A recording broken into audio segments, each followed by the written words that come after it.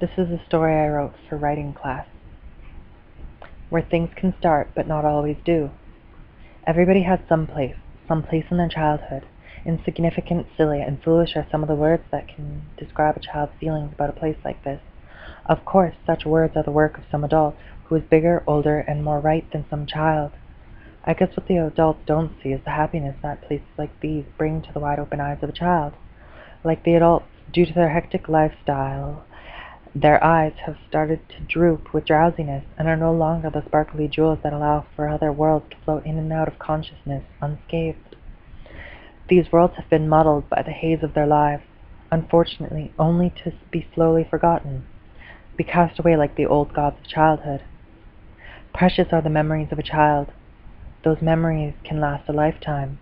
They are separated into separate parts and sorted according to size, imaginative flair, and of course importance as well as emotional effect. Through the eyes and warped to some bizarre world of magnificent creatures and glorious rolling landscapes, the emerald hills and golden deserts of the mind's eye. Maybe it is that. Maybe that is what is wrong with an adult. The mind's eye no longer sees its rolling landscape that they as children cherished, but the urban jungle that is now their today and tomorrow. Sometimes I wonder if the adults sometimes wish to go back to yesterday, to experience the full extent of the brilliance of the mind's eye.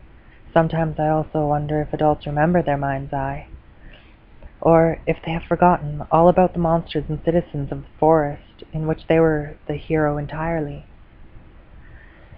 I even begin to wonder, maybe even hope, that they will remember the places where they belonged, where they fit without question. Perhaps this is what people strive for, seeing the world that they created again, but unluckily for them, the smog and exhaust from cars distracts them ever so well. The smell of sulfur, hydrocarbons, of rotten eggs in cities, forever holding them in their perpetual lives. Of course, these are the thoughts and mind wanderings of a child. Mostly the place one retreats to when they are a child is the mind. It's easy, it's simple, it's comfortable there. It has a way of letting you escape without being out of reach. You can be a prince or a princess. You can be the hero of the land and wander the world of splendid scenery that you yourself created. Forests lush green, filled with long overgrown pathways, perhaps once trekked by an adventurer of renowned status. A large and strong person wearing a heavy woolen cloak with fibers protruding and scratchy hairs. Gray not because it was made that way, but because it has darkened with age, as if it were keeping time with its glorious possessor.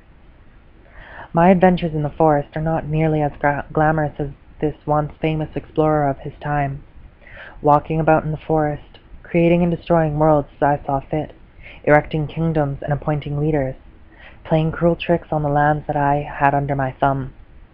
Perhaps these worlds truly exist somewhere.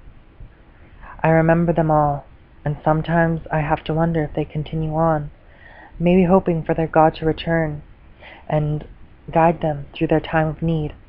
Sometimes I return there, to my world, to the place where I can live without having to worry about what will happen tomorrow, because I can choose what will happen tomorrow.